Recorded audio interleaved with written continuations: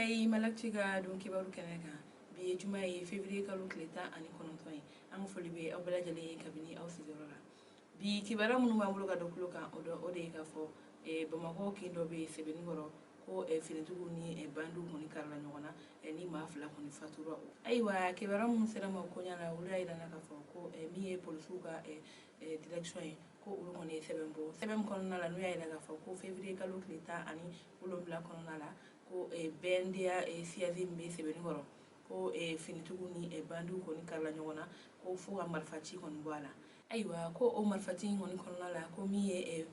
bandi nunu koni ye ko makele meno ko osara ko kele no ko jogina ko politique fana kele ngoni be no ko fana jogina ko nunu koni ga ni manga ngoni masoro dawala ko de ka fo ko ni bandi nunu ko ya la jere ko una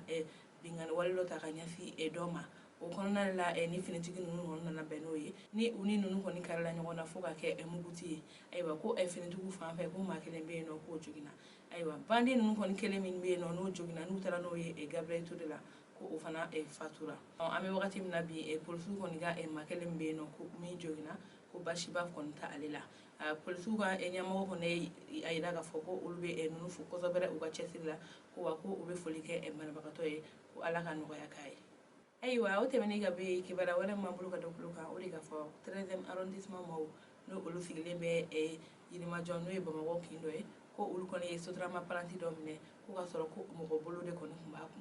aywa kibara mun sera mo kunya la ula ida na ga fo ko février kalu kleta an shegin kono na la ko Bamako kindo be na le yinima joy ko ye finitugu koni kuna fona ka do ko sotra ma apprenti do kon be no ko siga kele bala aywa ulu koni wulla ko sega sega lu koni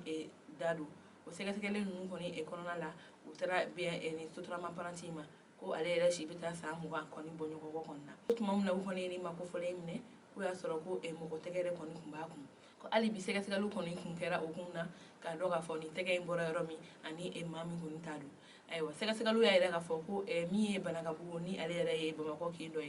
noni jinma jo fana manja ko sobere ko yesu konna adona ga fo ko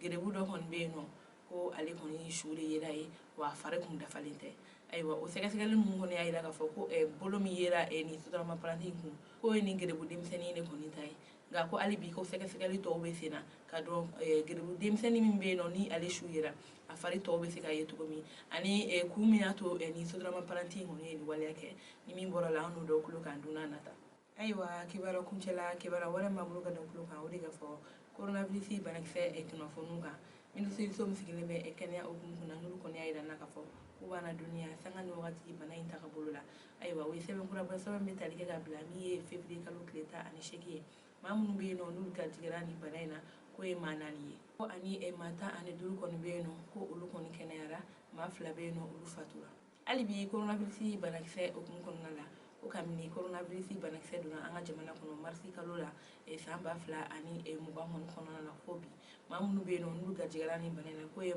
ma ba shegi ani kemefla ani biworo koni o ma ba shegi ni kemefla ni biworo la mamunu be no nulu fatura ko ma kemesaba ani binani ani nani koni mamunu fana be ni alay lafiya du ulmani banaina ko ma ba woro ani kemefla ni biworo ni flay aywa alibi min si so musigile be kana ogun kuna ulu koni ayida ka fo ko belajele ki kolosi ko la dedika mun fora kamni banay do wakati anga jamana kono no de ka fo belajele ki tiga ko safnela ani ka maski do enuna ani ki tiga ko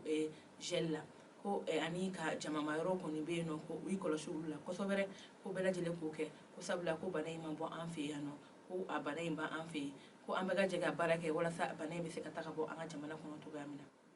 aywa balma woni le kon kuye anga bi don kibaru ye ka dawluka awni ci ako kuluma jola o ka meduna nata